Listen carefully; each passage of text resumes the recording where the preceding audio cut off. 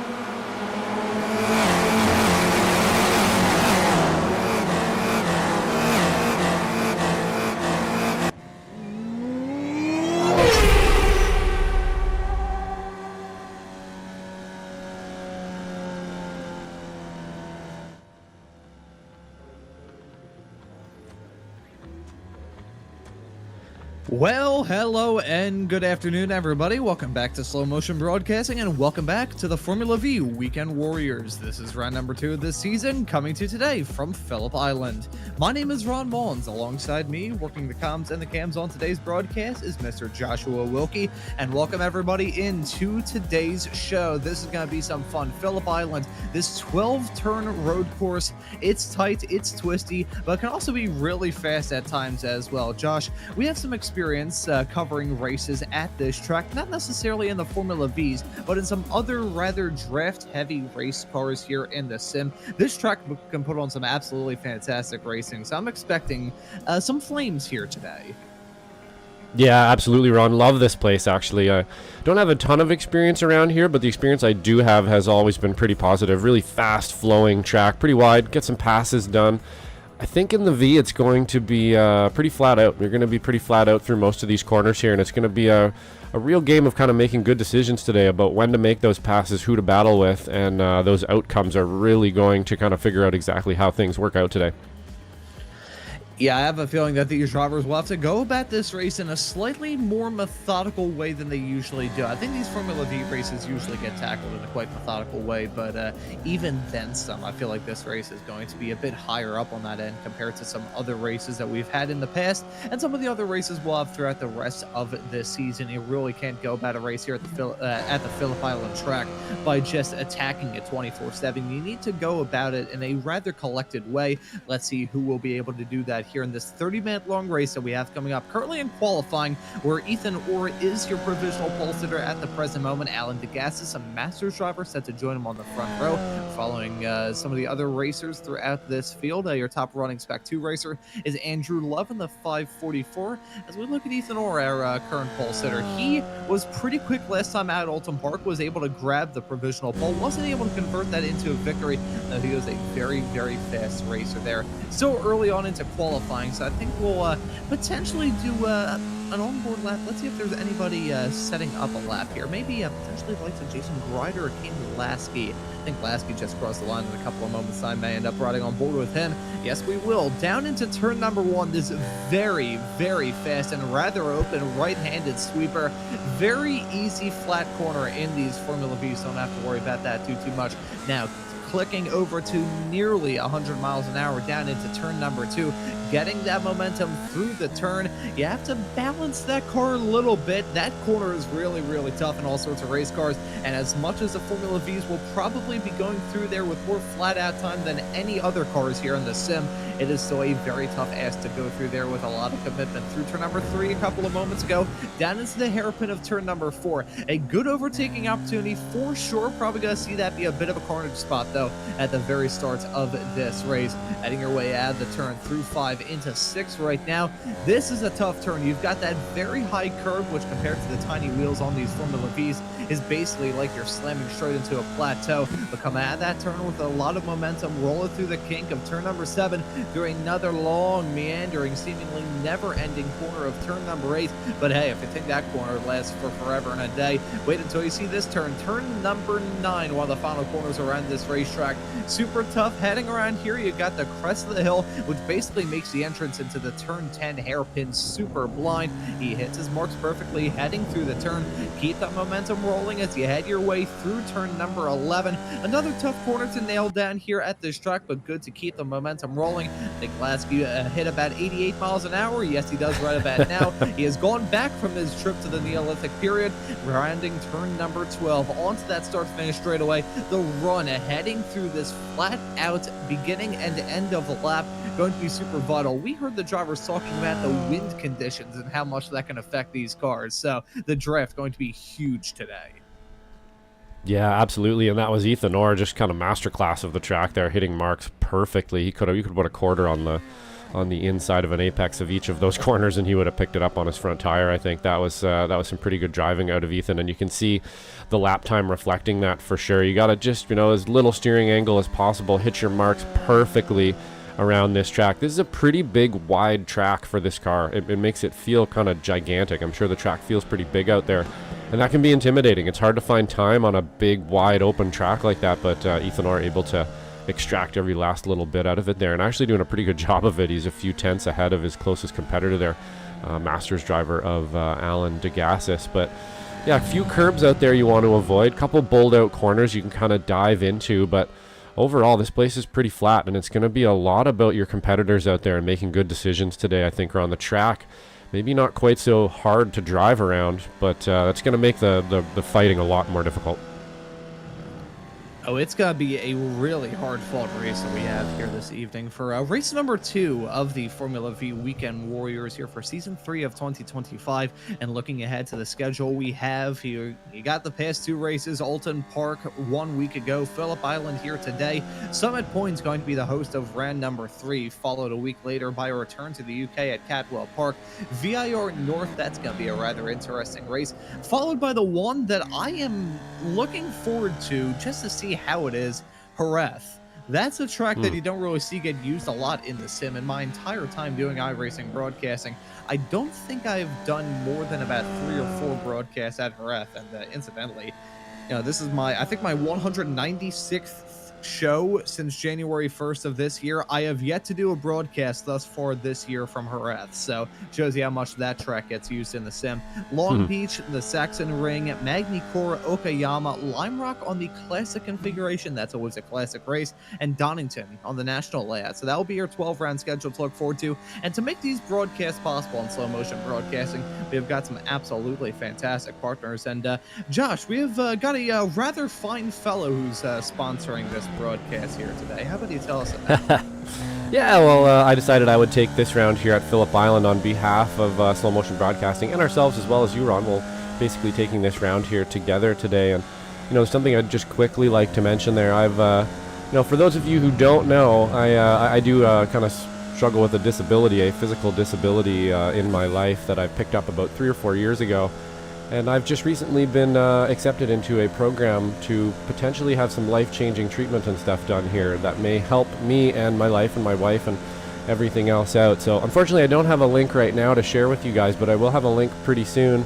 And we're just asking for a little bit of help for me to be able to get down to this treatment center in the U.S. and get some help. So I'll be sharing that with the Weekend Warriors here soon enough. But we decided to take this round here. And if you wanted to look it up, it is a condition called cervical dystonia that many people just don't know about. So if you can get in there, maybe get a little bit of education about it, share it with your friends and so on. Lots of people out there suffering from it, and unfortunately I'm one of them. But looks like we're going to be getting some help here in the next few years. But on to a better note, we're almost done here with qualifying, Ron. Looks like Ethan Orr is right at the top, just following along with Guido Marzucci here.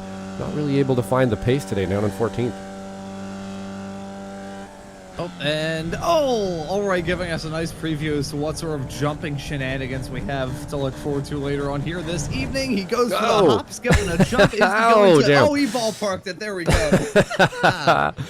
The man himself, Guido, ballparking it. Yeah, you can't ask for much more than that. If you're gonna send it, you might as well send it out of the park. Hey, lick the stamp and say, it's funny, actually. So because of my broadcasting schedule, don't really get the opportunity to watch too much in real life racing anymore. So I have switched to what I used to do before I got on the cart, and that is baseball. I've been watching a lot of Phillies games thus far this season. Tuned into their series with the Houston Astros.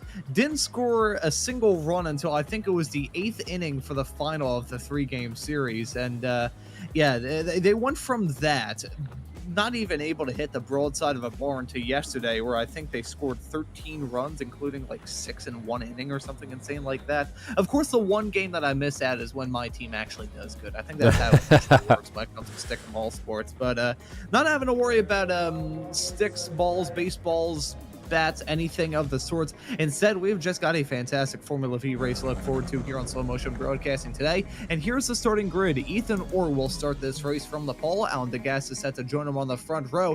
Felix Amos will start in 3rd alongside Antonio Reese in 4th. Andrew Love will pick up the Spec 2 pole starting this race in P5. Leon Frost will start this race in 6th, and right behind them, it is Kane Lasky in the 09. And the number 12 car of Richie Cohan. Starting in P9 will be Parvin Ladar with Michelle Lynn Series admin running at your top 10. And then we have our Masters driver of Jim Brewster in 11th, Dan Straczynski in 12th place. In 13th place, we have Joshua Justice back with the V's this weekend. Hopefully we'll see him in the other 2 classes tomorrow as well. Guido Marzucci, the fart driver, in 14th place. Brad Cathcart in 15th. Kurt Nunez in 16th. Brian Straczynski in 17th. 18th is Ken Poulin. In 19th is John Toms. 20th, Jason Grider. Wayne Buttermore is in 21st, Ron. And then that, I believe, will just about do it for the starting grid in this race. 21 starters set to tackle this 12-turn race course. They're about to head their way down into turn number 10. You can see how steep of a downhill descent it is off into that section of the racetrack.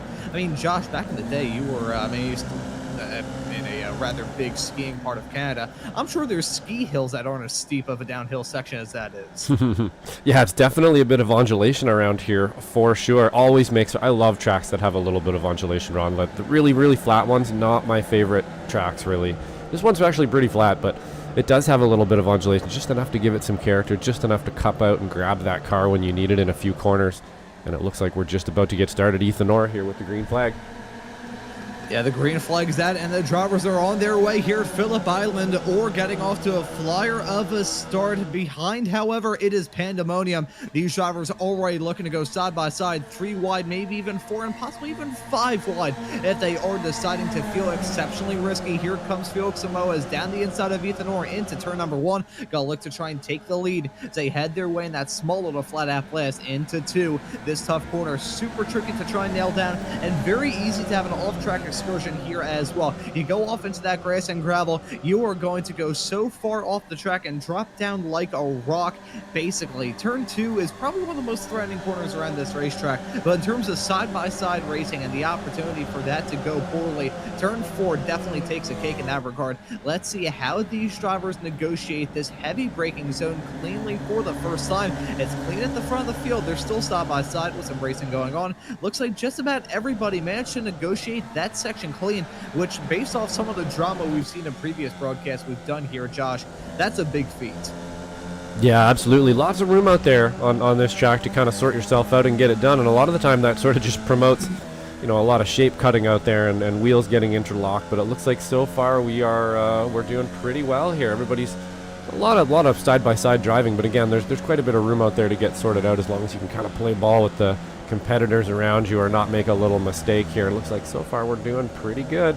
Man, this track just looks gigantic from inside one of these little cars. Never quite, usually you're driving around this place at such incredible high speed through some of these spots. The track actually has a tendency to feel a little bit smaller than it's feeling right now. It feels a little bit larger, and we already have a taker on pit road. I'm not exactly sure what that's about. That's Richie. Not sure what's going on there. The black flag, I believe, for Richie Cullen. Not sure if that was some sort of start violation or what, but the opposite of a ka-chow moment here for the driver of the number 12 car. He's having to come down pit lane, serve that penalty, and that's the opportunity to pick up another one. These cars do not have pit lane speed limiters. I mean, hey, they have an engine that barely makes about 45 horsepower. You can't be too shocked that they don't have pit lane speed limiters. Oh, boy, that could have ended in tears with the gases, potentially getting a tap midway through turn number 1.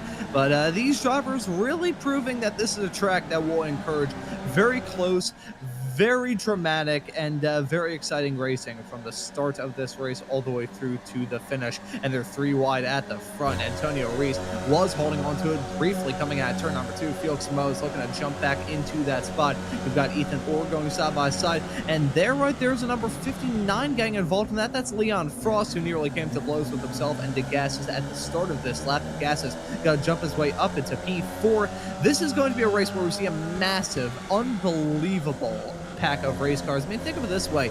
If it weren't for the 1 second gap between Josh Justice and Guido Marzucchi, which is now below a second, pretty much everybody from P1 all the way through down to Jason Grider in 19th would all be in the same massive party pack, chaos, pandemonium, cluster, you know what.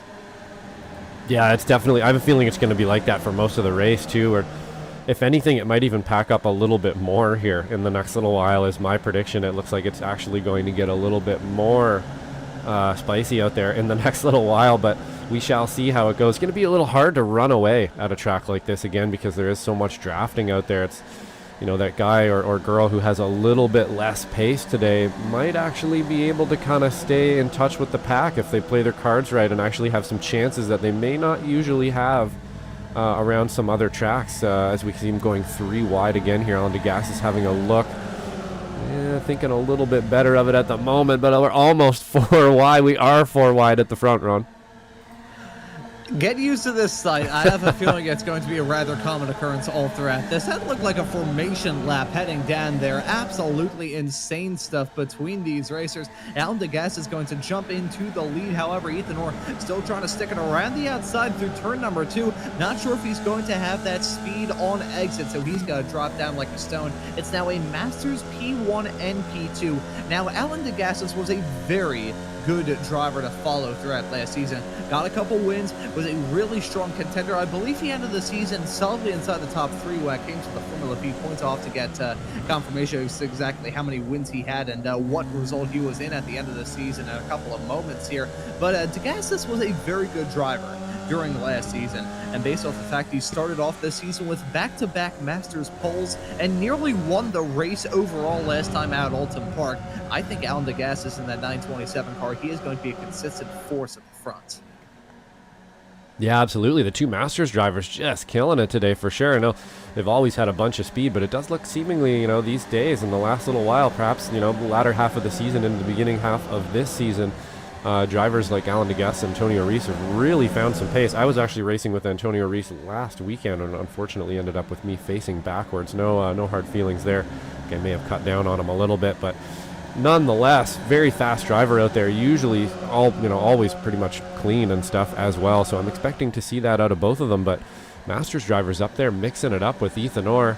Actually our next closest S1 driver would be Felix Samoas here, who our camera's on right now, and he's in 5th place. Now, he is the kind of driver on, sort of like a Jason Green, who's going to sit back and watch this and perhaps pounce by the end of the race here. Let these guys up front do this 4 wide, 3 wide every lap, and then either A, hope for kind of a mistake out of them and you can monopolize on it, or B, just be there at the end.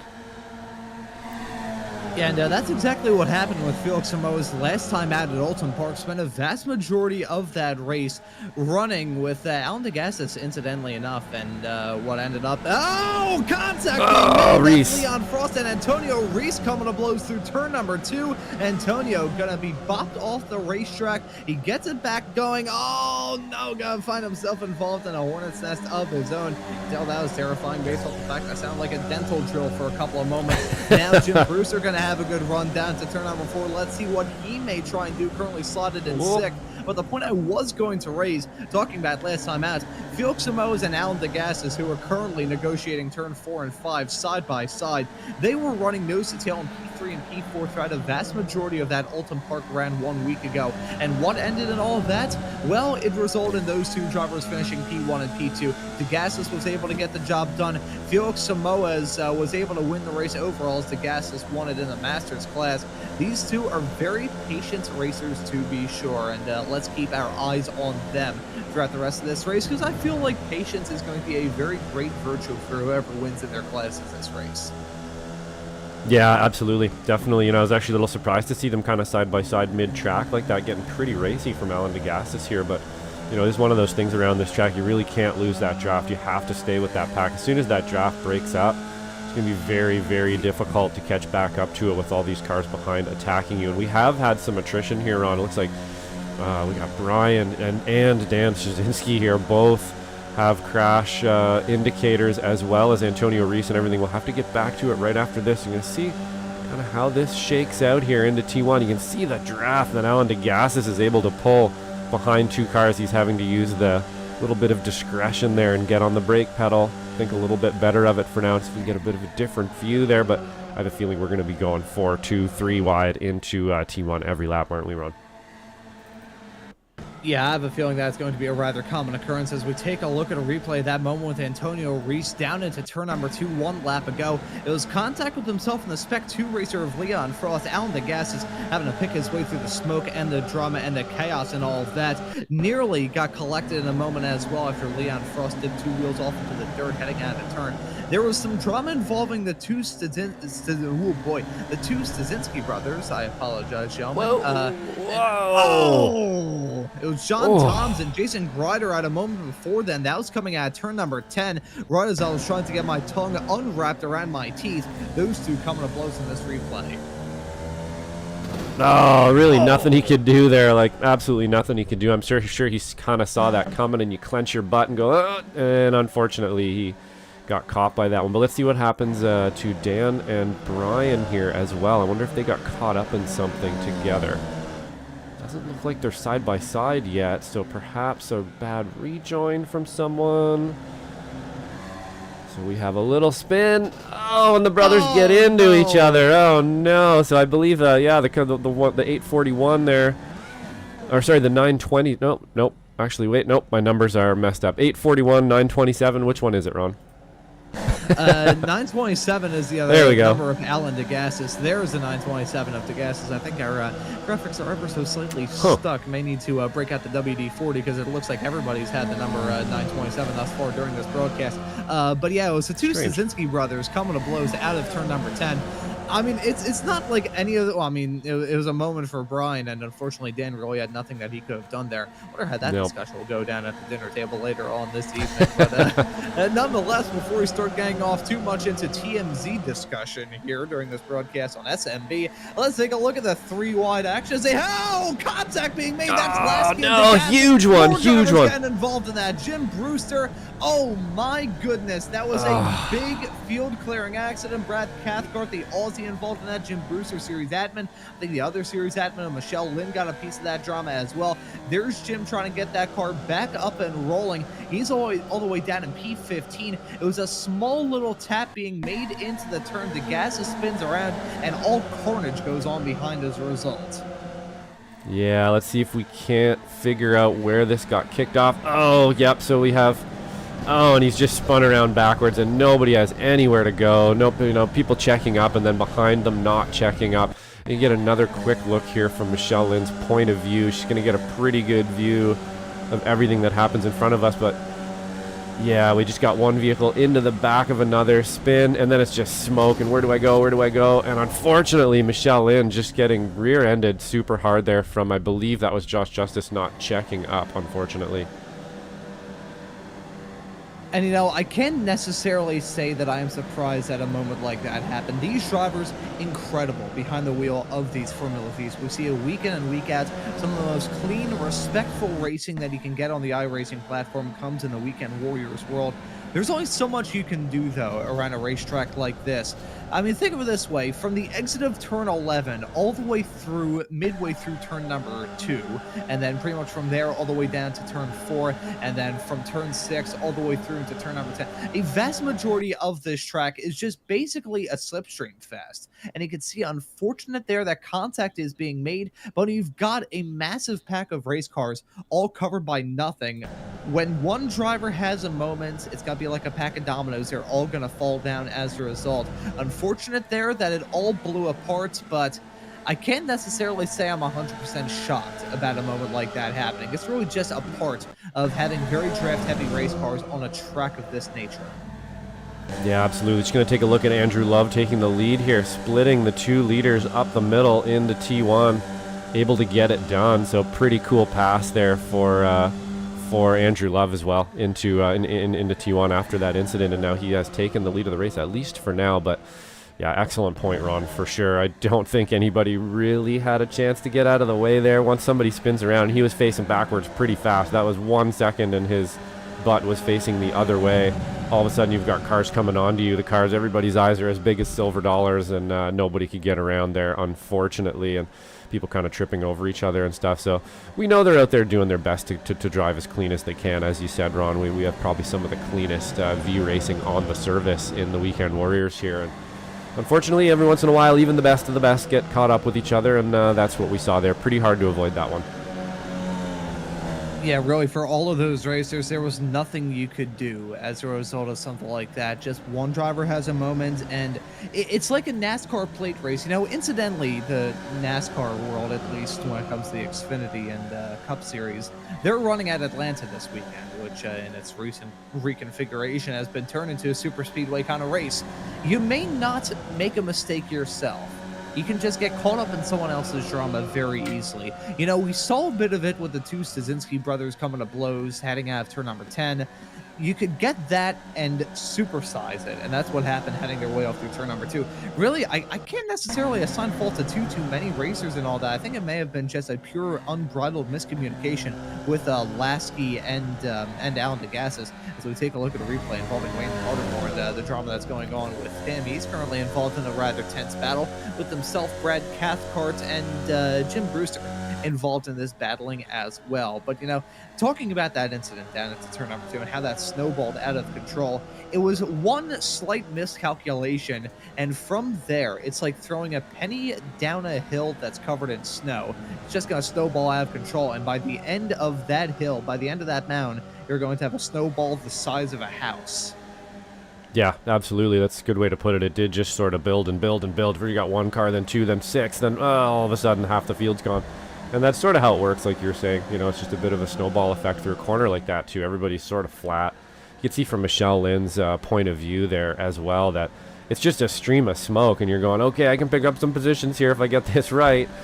And she did actually get it right pretty much, except and ended up getting rear-ended. And that's just sometimes how it happens. You know, there's people out there trying to monopolize, and you're having to make some decisions really quick. And sometimes that's just not the right decision. It's pretty easy to make the wrong one. You know, usually I've kind of reverted these days to just getting on the brake right away and looking for an open spot. If that's in the grass, it doesn't matter. Just go for the open spot. Hope that you're not going to get a tire ripped off, and then you can continue to race at least, you know, is the goal. But, you know, unfortunately, you're going to get some tires tangled up every once in a while. These cars are not made out of, you know, impenetrable materials, and they are going to get destroyed every once in a while, and that's what we saw there, unfortunately. Some people having to kind of bring up the back of the pack now, but 3 wide at the front again here. Looks like we have kind of gapped Andrew Love a little bit, so we're flip-flopping at the front, Ron.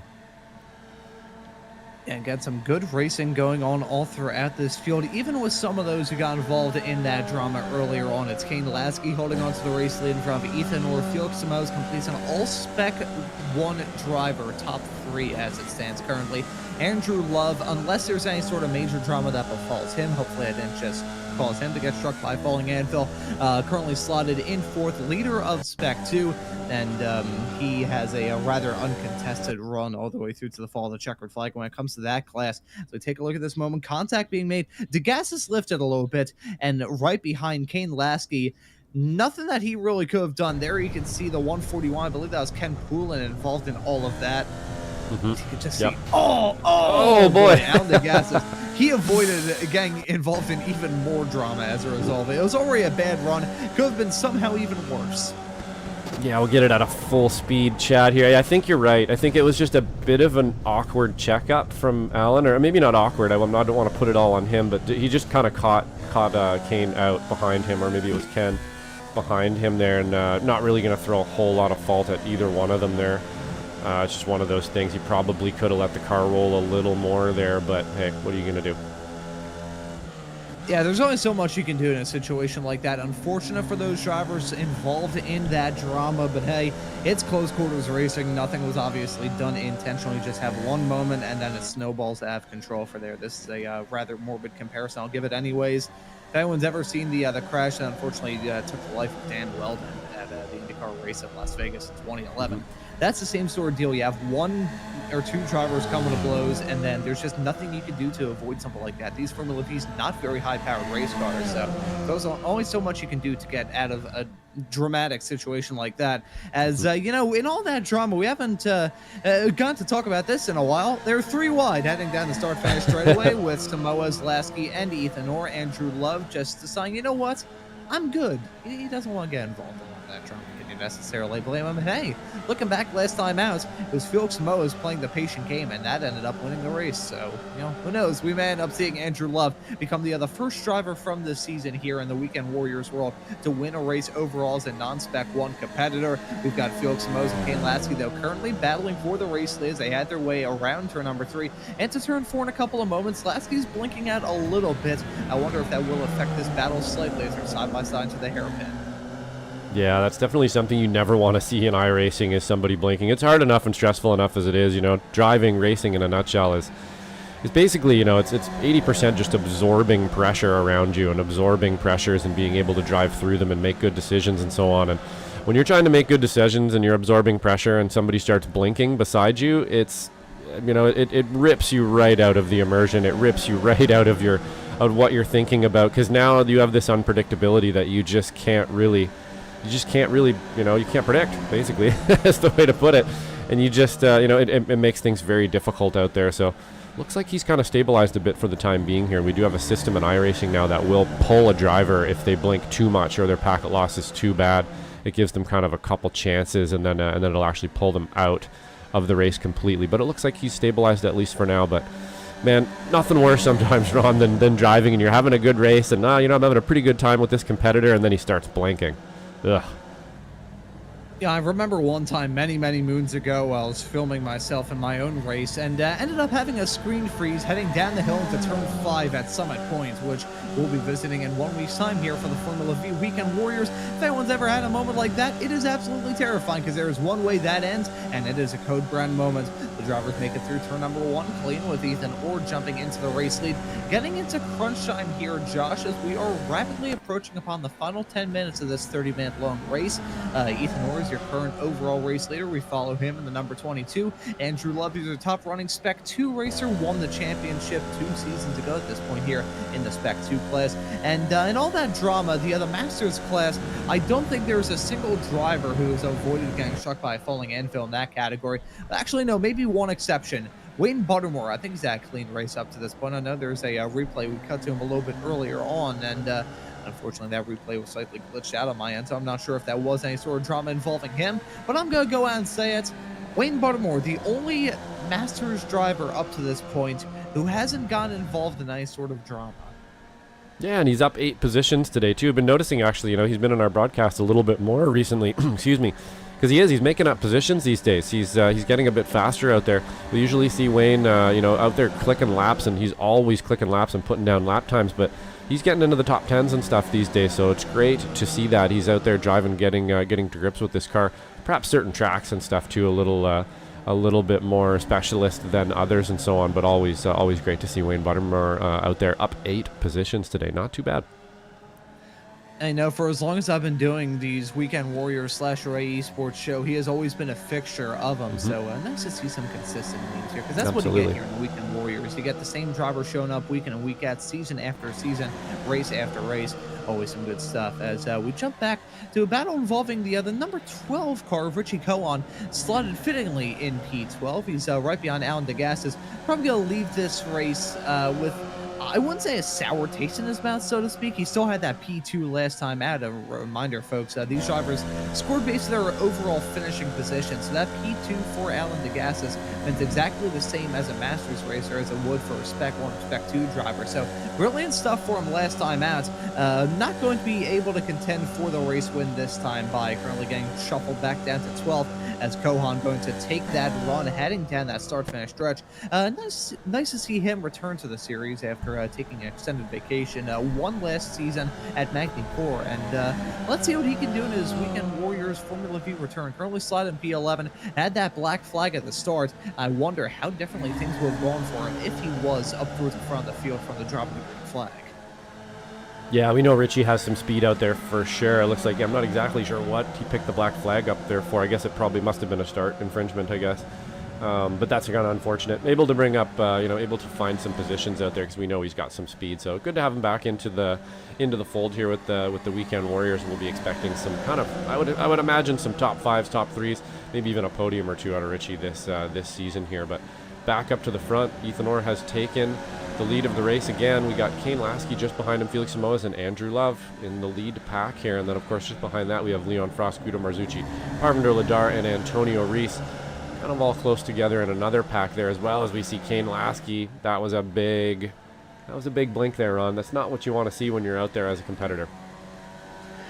Yeah, now if you're going side by side with a racer, especially in these Formula Vs around a track like this, where one wrong move can result in you getting sent so high up into the area you'd probably land in New Zealand.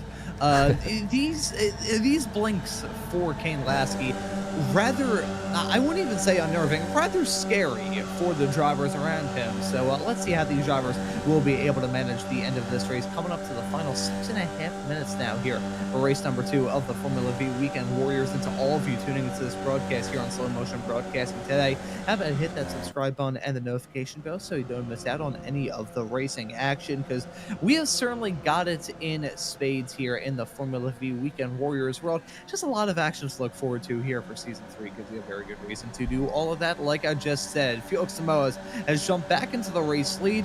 Would we see a repeat of last time out, with Felix Samoas going back to victory lane? Very experienced driver here in the Weekend Warriors world. Last season, I believe, celebrated his 5-year anniversary of being a Weekend Warriors driver. So there is really nobody on this grid that has more experience when it comes to Weekend Warriors action like Felix Samoas is, but not too experienced when it comes to these Formula V cars. So you take with the yin and the yang, I guess.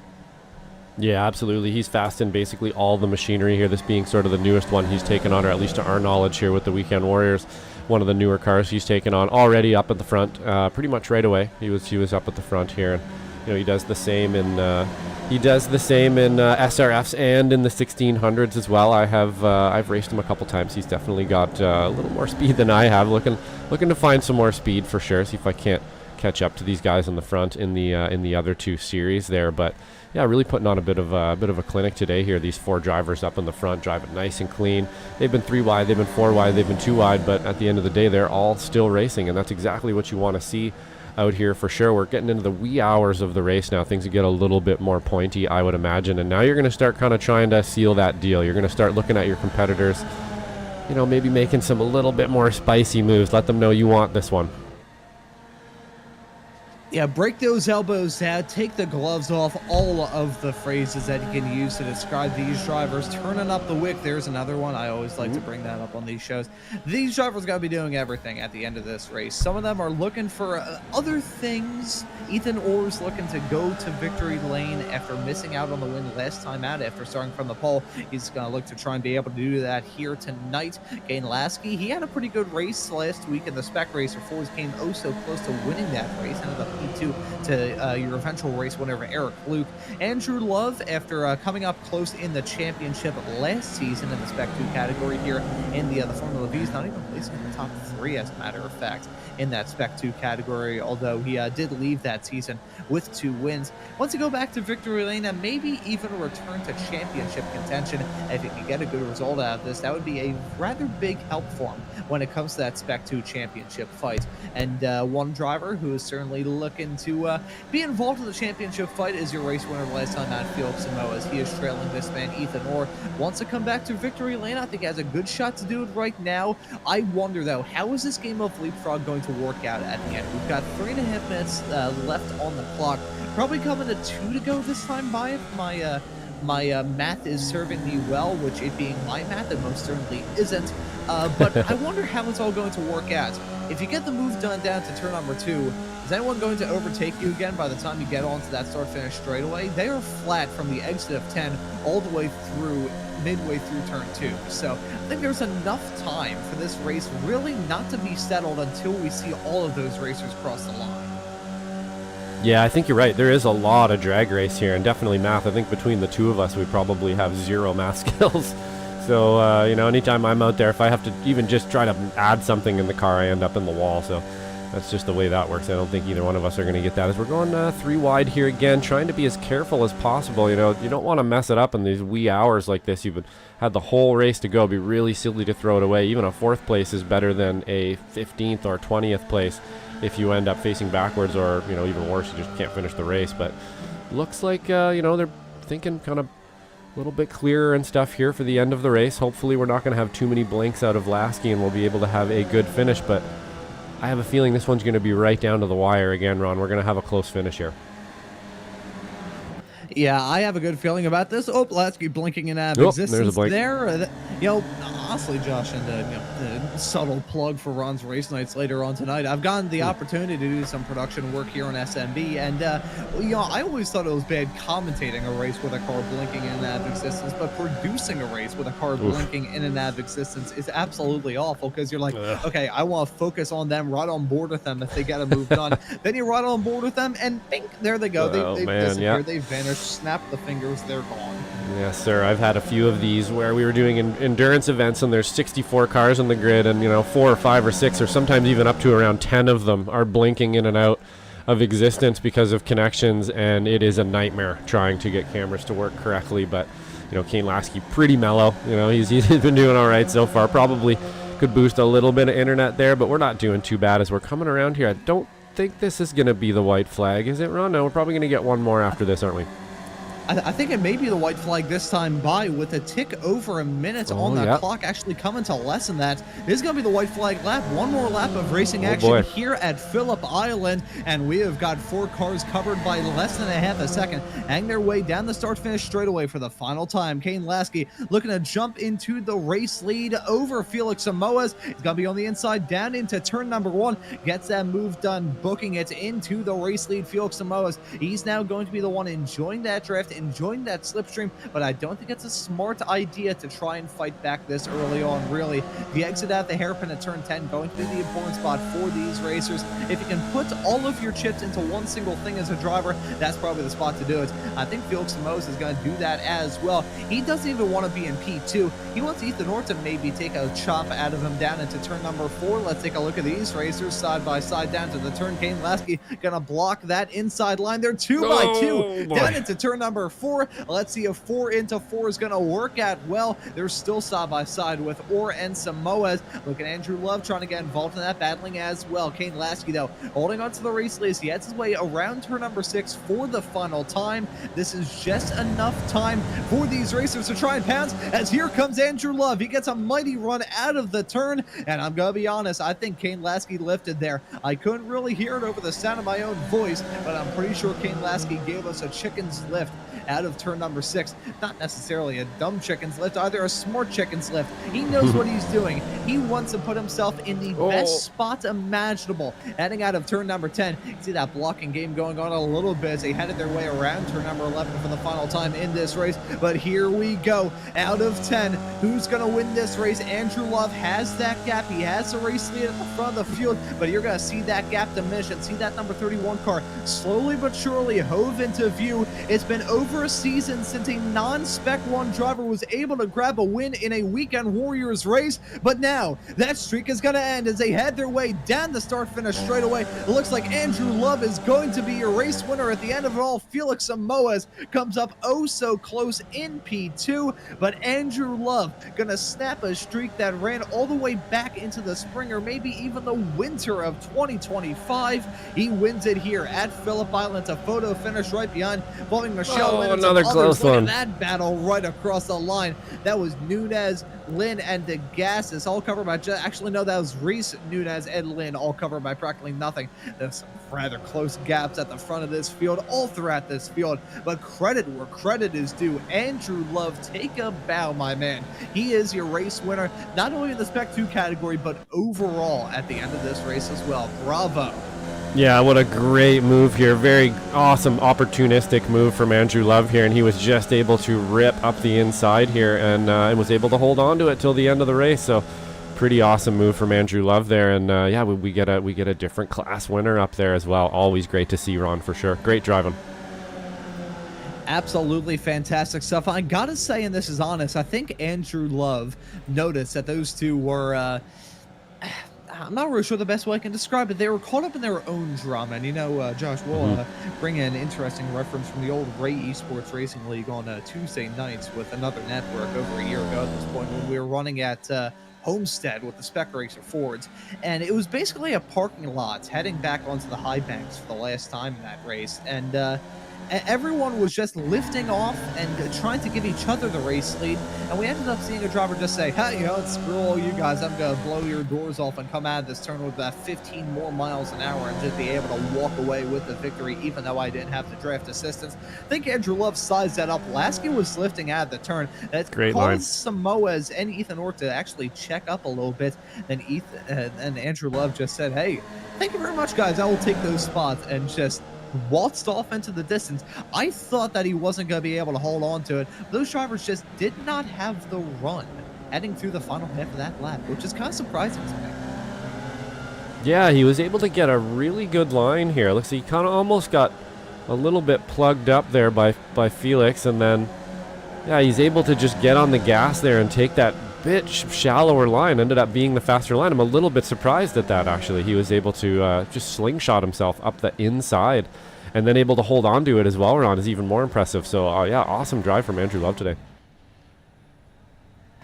Yeah, awesome stuff from those drivers at the front of the field. They kept it clean, they kept it smooth, and at the end of it all, Andrew Love, as I said, going to be the first non-Spec 1 driver to win a Weekend Warriors race in quite some time. I'm actually going to go through my very own stats sheets that I have personally to try and figure out who it was. I'm gonna have to go through because it has been quite some time. The last driver to win as a Spec 2 racer, I believe, was actually Ethan Orr, involved in that battle for the race win when he won the race at Thruxton 2 seasons ago and was able to get the job done over our very own Mr. Guido Marzuki, who ended up winning in Spec 1 at that race. And oh, look at that jump from Andrew Nice Love. One. Hit the jump, hit the vault. He long darted gone. straight into the grass, and I think that impact was so strong, iRacing didn't know what to say and promptly kicked them back to the pits. Yep, that was a good one. So not only did he win the race, but so far easily the best jump here. Guido's gonna try. No, not so good. Got ball parked as well. Oh, and there's another one. We'll see if we can't get a couple more here before we have to go to some interviews, as we usually like to burn them down here right at the end for fun. I must say it's you know, some of the tracks anyway provide some pretty fun some fun spots to wreck the car afterwards. Oh, big one for Michelle in there. Antonio Reese ripping by in the foreground. Some pretty interesting physics there on the V's every once in a while, huh? Yeah, you definitely get some rather goofy things going on from time to time when it comes to these race cars. But you just get some absolutely awesome racing action there, and certainly got it in spades for this race. And I'm still looking through to try and figure out who was the last non-Spec 1 winner in the Weekend Warriors world. I'm going through all of my notes here, and I believe the last... let me double check this here real quick. Hey, it's a broadcast, of course I have to sing. I believe the last non-Spec 1 winner from a race was potentially Jörg Mani in a race. Oh boy, I need to figure out exactly what race this was. It was a Donington Park round for race number 1, 2, 6. Yeah, it has been a while, hasn't it? Race number 9 of the Spec Racer Fords back in season 1 of 2025. I wasn't present for that broadcast, if I remember correctly. I believe I was doing a charity broadcast at the time. And he was able to grab the win at the end of that race, fittingly the same day that he was able to win at Okayama. So, been quite some time since we have had a Weekend Warriors driver that isn't in Spec 1 grab the win. So there's a nice little statistic for you all there. Take a bow, though. Andrew Love, absolutely awesome stuff from him to grab the win. Gonna get these results loaded up in a couple of moments' time. Yeah, and, fantastic win. That's what we were mentioning there about Jörg Mani through his, I believe when he got that win there was through his just streak of winning all kinds of stuff. He was winning SRF races and FF races, and yeah, that was a bit of a streak for Mani back then, just cleaning up. He's actually taken a bit of a sabbatical, I think, here from racing for a little bit. He has been back in the Weekend Warriors, I've noticed, in the last little while, but took a bit of a break after that domination through a few of the classes.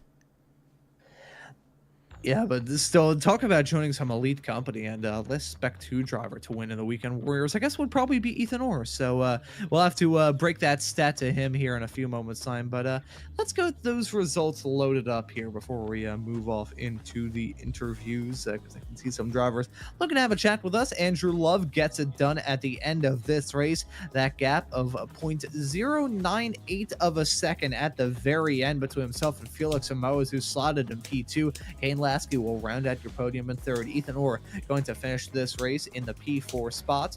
Leon Frost will finish in fifth, a rather good result for the Spec 2 racer. Guido Marzuki will finish in sixth in front of Parvin Lador in seventh. Antonio Reese will win it in the Masters class, finishing this race in eighth in front of Kurt Nunez in ninth, with Michelle Lynn rounding out your top 10. All three of those racers were covered by a little over half a tenth at the end of 30 minutes of racing action. Ooh. And those three make up the final pack inside the top 10.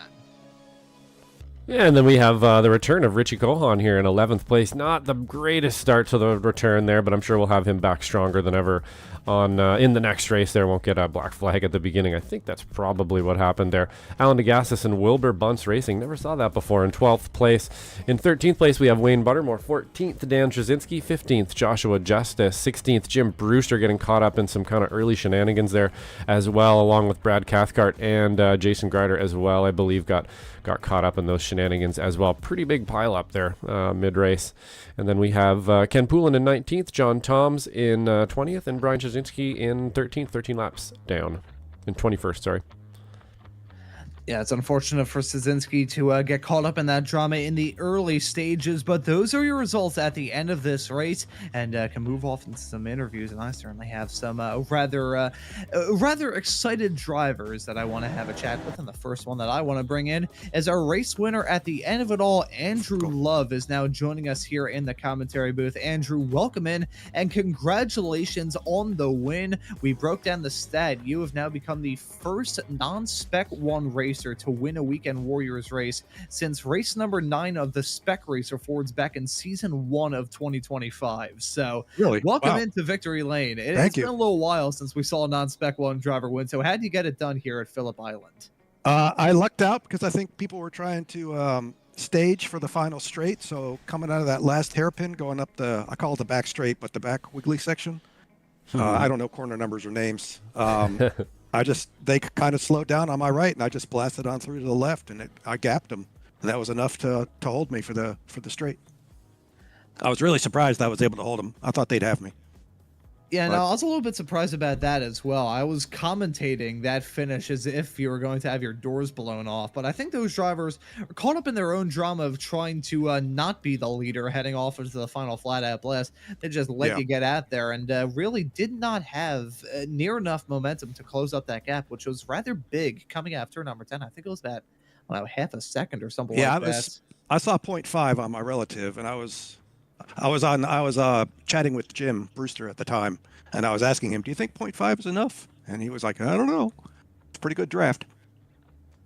Yeah, now one of the big turning points of this race most definitely was that moment heading through turn number 2 that stacked up, I think, about 5 or 6 of the cars out there on the racetrack here today. What was your perspective in all of that drama in the earlier stages as the field basically blew apart down into turn 2?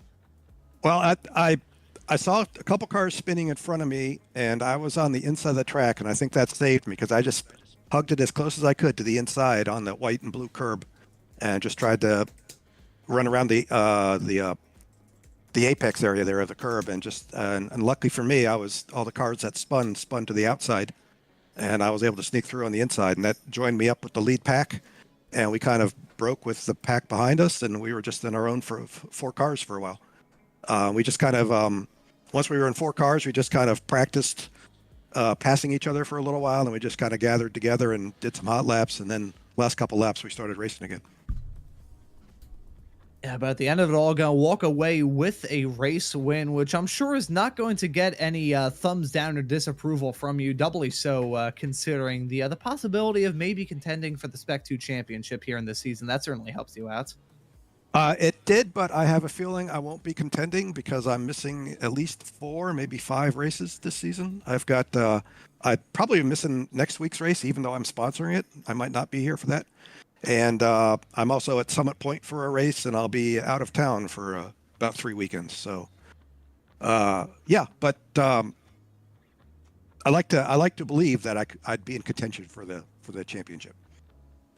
I mean, regardless of how things shake out for the rest of the season, you will be able to leave this season of Weekend Warriors action with an overall race win. And been quite some time since a Spec 2 driver was able to do that. I think the last was Ethan Orr all the way back in Season 1 at Thruxton. So been a little while since we saw a Spec 2 racer win, and nice to see you out there on the racetrack. And also give you a thank you for sponsoring next week's broadcast. And we'll let you give any thank yous of your own before we let you go and celebrate. Thank you, Joshua, for sponsoring this one. Thank you, Stevie, Michelle, and Jim for being the admins, putting the league together. I know some of the races are a little, what do I want to say? Not some of the tracks, it's not all default tracks this season. So there's a bunch of tracks that are paid tracks this year or this season. So I know that's an issue for some folks, but hopefully they can attend as many as they can. So thank you to everybody. Yeah, thank you as well for joining us here in the commentary booth. Andrew, congratulations on the win here at Phillip Island, and looking forward to seeing you out there on the racetrack whenever you're back in town throughout the rest of the season. Thank you, guys. And that right there was Andrew Love, your race winner at the end of this race. I'm sure he's going to be quite delighted with the stats that we have given him. And Josh, I will let you have dibs on who you want to have a chat with.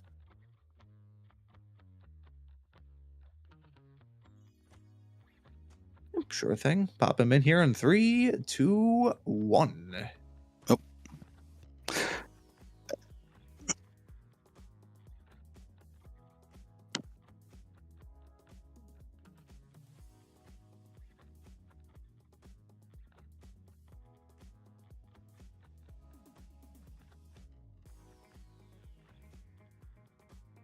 Yeah, I mean, was a fun race, and actually, you're right. So in the last lap, the thing is, no one wants to be first coming into the into the main straight.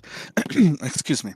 So, well, when Andrew passed just before that, Kane kind of not went full throttle. He tried to slow down to see if anyone went by.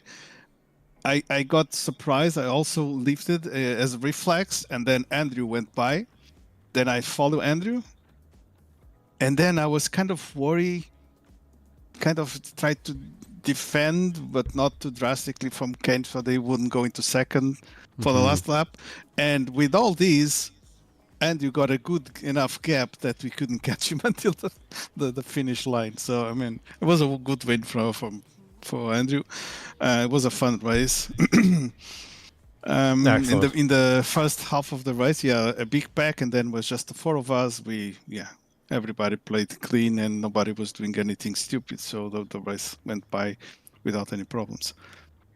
Yeah, it looked like it was very clean out there. Sorry, I don't think my mic was actually going out on the broadcast. Just to reiterate, they were just talking about the pass from Andrew Love being able to make it by. And it did look like, so there's a little bit of defense going on the outside, which allowed Andrew Love sort of up the inside. And it was very clean out there. We were also mentioning Kane Lasky kind of blinking in and out a little bit and talking about how that's a bit distracting out there.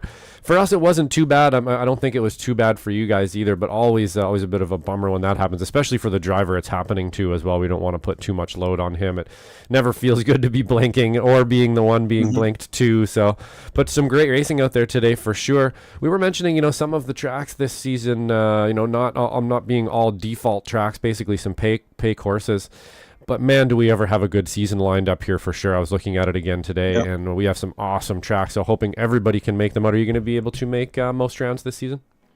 Yes, the Formula V's for sure.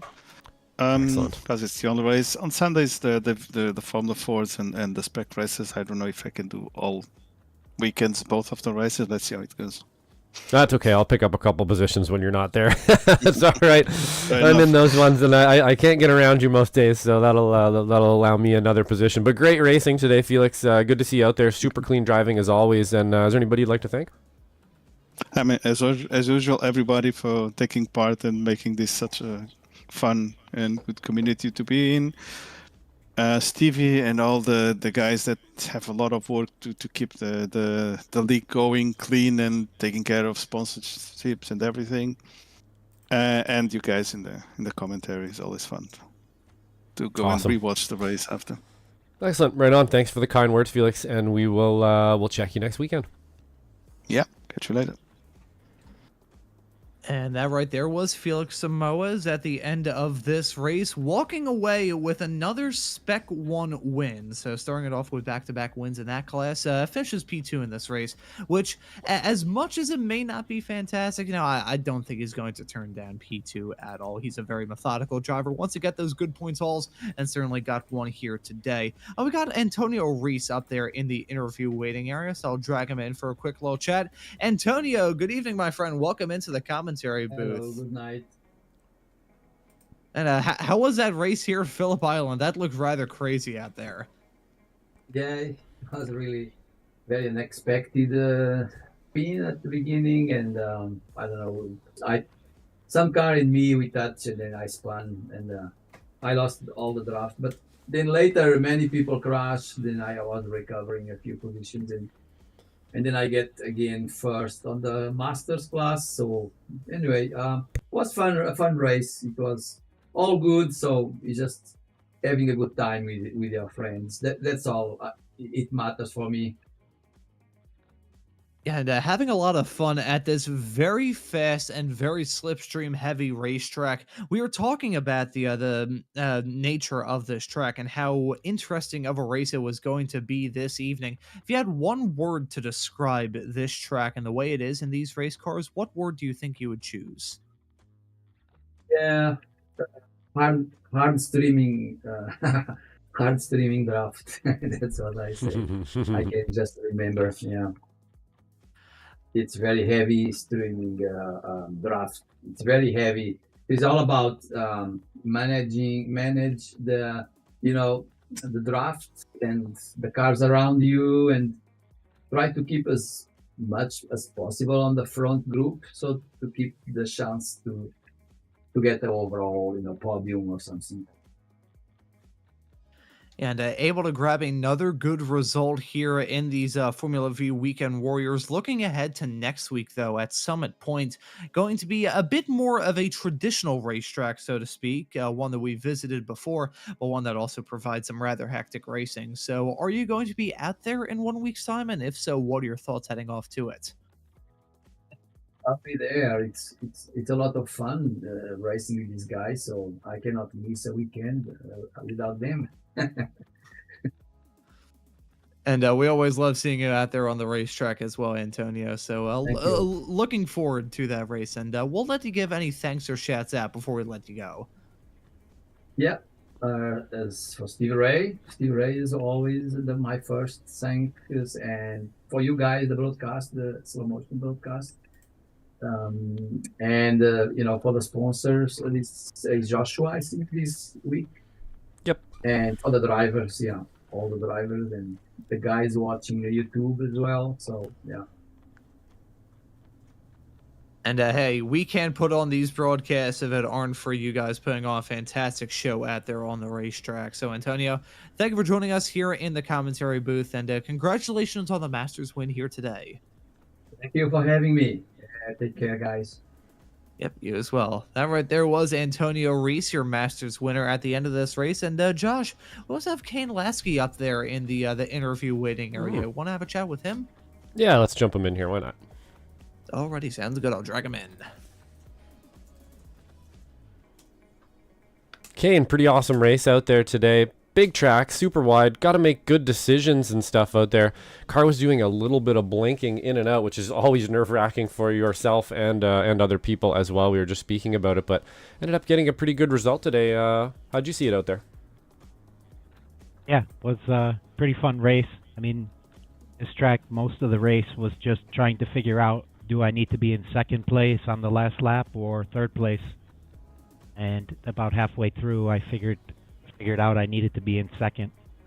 And yeah, after the group broke up, it was a pretty standard race.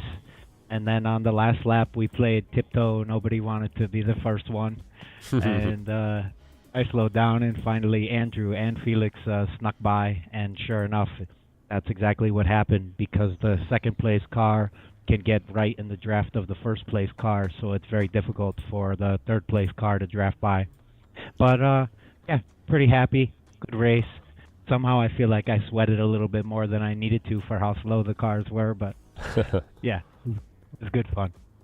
Yeah, it looked like a good one out there for sure. Lots of good decision making, super clean driving from yourself and everyone around you too. And it did look like, yeah, you and Felix a little bit defensive maybe in that corner, and Andrew Love was just able to kind of come up the inside and get a pretty amazing run there through that shallow line, and even more amazing that he was kind of able to hold on to it as well. But this place is big and wide and not easy to find speed on, and you guys were able to do that today. So great job. We were just speaking about not being so many default tracks, some paid tracks this season, but what an awesome season of tracks coming up. Are you going to be able to make most of those rounds and looking forward to them?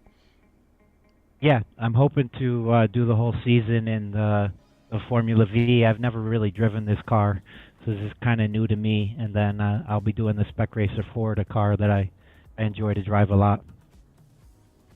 Excellent. Right on. Yeah, I'll see you out there in the Spec Racer and the 1600 as well. But great to see you here in the Vs, and really, really good job today. Is there anybody you'd like to thank out there? Yeah, just all the guys for racing, because up front it's usually pretty clean and respectful and with a lot of speed. So you have to be on your game, and you did good when you get on the podium. And thanks to you guys for covering the broadcast every week. It's usually fun to watch it back while I'm making some dinner. And yeah, thanks to Stevie for putting on this one of the funnest leagues, I think, on iRacing. And awesome. Tomorrow, No probably. doubt about that, for sure. Definitely one of the best leagues, and we love putting these broadcasts on as well, Kane. So we'll see you again next round. Congrats today, and good luck in the next one. Thanks so much, guys. Take care. You too. And that right there was Kane Lasky with a very nice, I gotta say, that martini livery, always a good one to see out there on the racetrack. And hopefully gonna see that car out there on the racetrack at Summit Point in 1 week's time. I always say this when it comes to these Summit Point Formula V races. After having done the Bathurst 12 show earlier on that day, I did a Formula V broadcast here at Summit Point, and that race was actually the one that ended up getting clipped and shared onto the iRacing social platform. So Nice. if that doesn't speak volumes as to how exciting that race is going to be in 1 week's time, I really don't know what will, Josh. Yeah, absolutely. We have a really awesome stacked schedule of tracks this season that I'm really stoked about. It kind of just hit me a little while ago. I was lining up all the videos and making thumbnails, and I'm like, wow, this is a good season.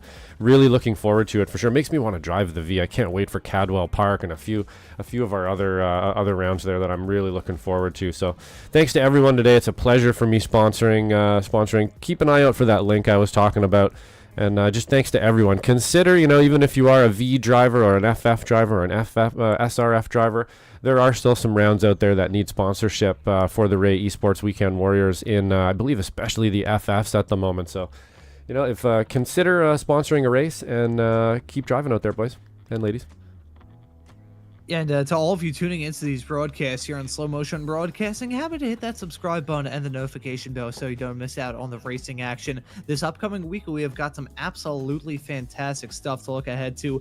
Later on this night, we've got week number 2 of Ron's Race Nights, going to be covering the action from the Radical Esports Cup official series at Watkins Glen. That broadcast will go live at 9 p.m. this evening. Tomorrow, we have got you booked with the Formula V Weekend Warriors and the Spec Racer Ford Weekend Warriors, both running at the Red Bull Ring.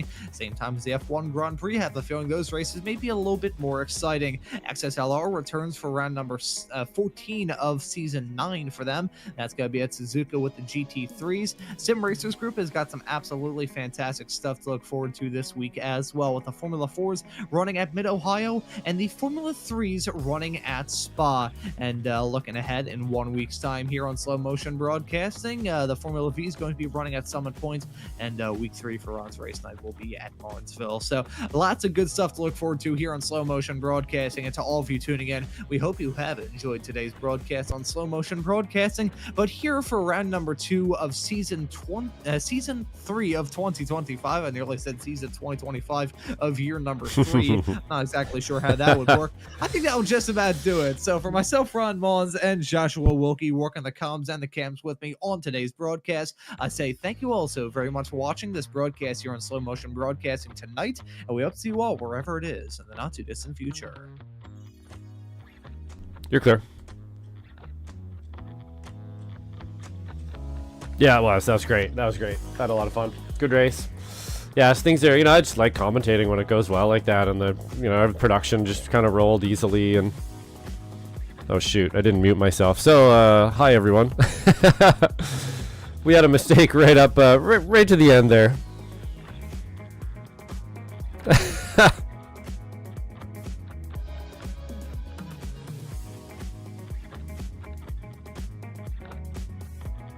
Yeah, at least I didn't curse.